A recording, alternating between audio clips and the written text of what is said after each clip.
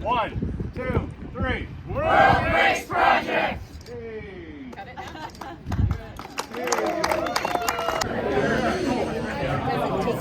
Everybody, I think we're starting.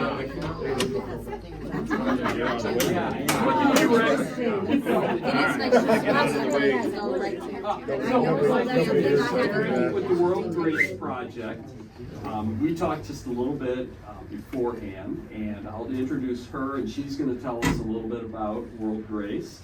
And we're going to go outside and take a picture, and then we're going to come back inside and tour the classroom so that we have a little bit more of the story to tell. But everybody you see here in the purple, we're the Grow Cedar Valley Ambassadors. We represent 50 businesses within the community, and our job is to go out into the community and to listen to your project, to look at what you're doing, and then to share that message out in the community, and that's what we do. So that's part of the ambassadors. Mayor, if you have a couple of comments? Just really quickly, how long? Maybe known Karen a few years now, but one thing I'll tell you, 3 things. One, she's one of the best advocates we've ever had within the Cedar Valley when it comes to trying to make sure that all of our new people to our community has an advocate. Number 2, she's one of the fierce advocates that we have here. Very passionate about it. Number 3, the work she does, you can see it through her heart. So I've been fortunate to see things kind of grow from the beginning, and her incredible team. We thank you so much for helping to make the Cedar Valley a more inclusive place and more supportive place for people as well. So on behalf of all the citizens of Waterloo, we thank you, we welcome you, and we appreciate all the incredible work you all are doing. Thank you. I think while we're here and it's quiet, if we have questions, maybe tell a little bit about the World Project and introduce your staff. Sure. Yeah, and thank you. And I'm so thankful to have all of you here. Just having your presence and understanding that we're here means a lot.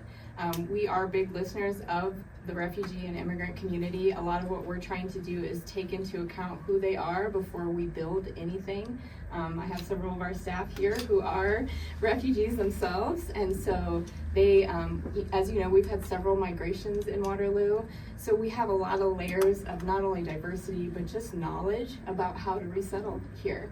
And so what we like to do is kind of bring that community together and help them help each other. So it's really not about what I think, it's really about how I'm able to connect them to the greater Cedar Valley, which is you guys. So it's very important that you're here. We offer welcome classes, so like orientation classes to orientate them to Waterloo, but also to teach them about transportation and a lot of the things that you and I have the advantage of knowing, having lived here. So as you're out being ambassadors, if you know someone that's like, man, I'd like to help a newcomer, or I have this skill, or I know about transportation, we have people that would love mentorship. So I would love your mentorship, to be honest. I don't know everything, so it's handy to me to have this kind of knowledge in the room. And Harissa's our resource manager, so anytime she has a new resource, she's taking it to the whole community, and that community is then speaking to their community. Okay. So, yeah. I guess the first question that popped into my head is, do you have contacts within the school systems and the school districts, and you're working with families as they're integrating into the schools as well? We are. Yep. So we have Simona is on our board. She leads with the ELL, so we work with a lot of translators. Don J does a lot of translations on his own with the school. We're actually advocating to get a Haitian Creole translator. So on Saturday, we're going to be doing a drawing for a TV, and I believe Waterloo gave to that fund. And our goal is to get as many names as possible so we can get a Haitian Creole translator. Great. Yeah. So. Forgot to mention Saturday. Yeah. Saturday is Haiti Day. Yeah. Within the city of Waterloo, and I don't know if you know that the largest Haitian art collection in the United States is right at our Center for Arts. And so on Saturday, it's just an opportunity to welcome our newcomers as well and learn a little bit about just a different culture.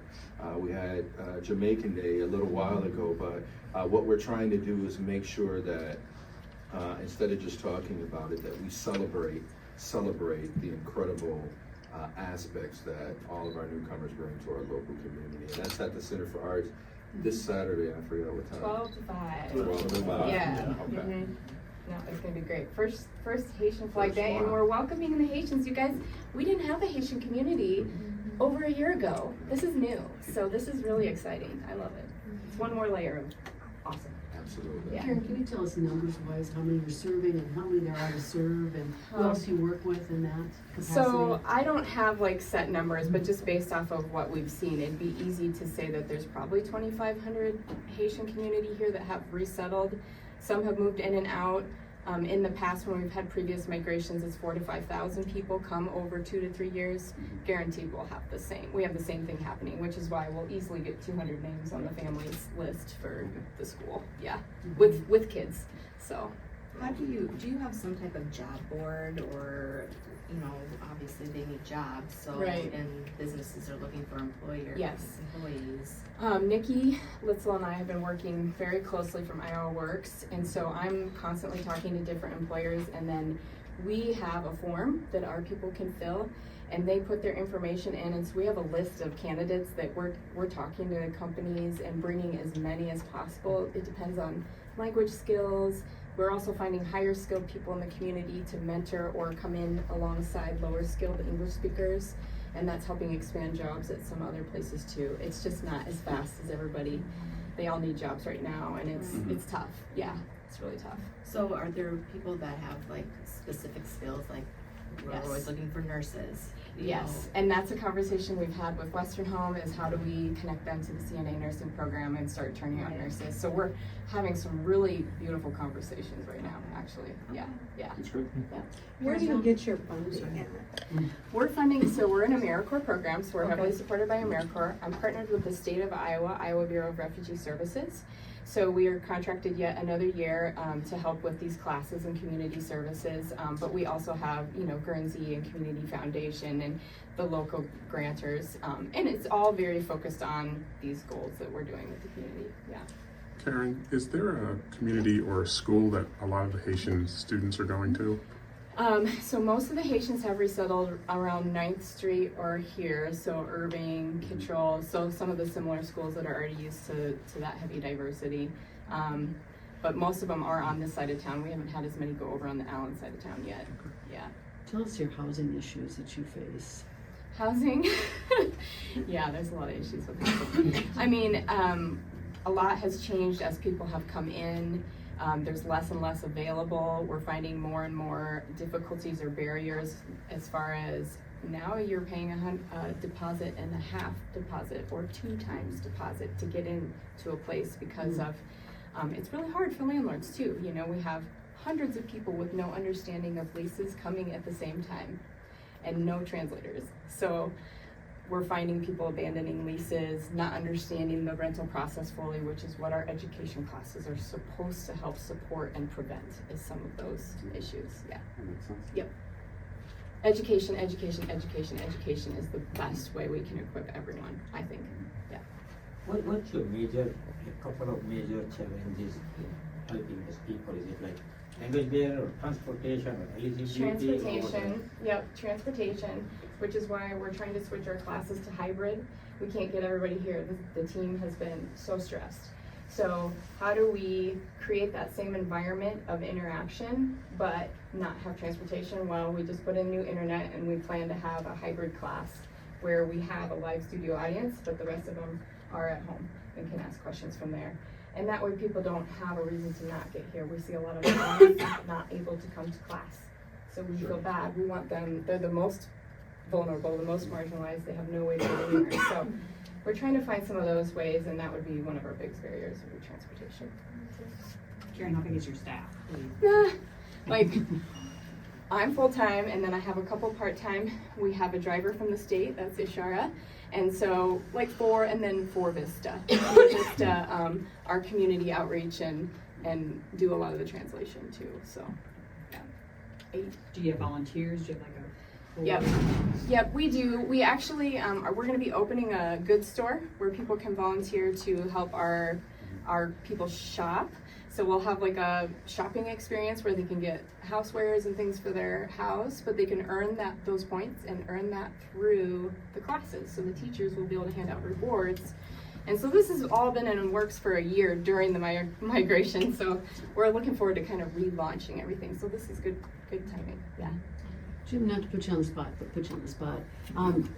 World Grace Project became a chamber, Grove Cedar Valley member through a process that was initiated, and I think that was kind of interesting and maybe a lot of people don't know about.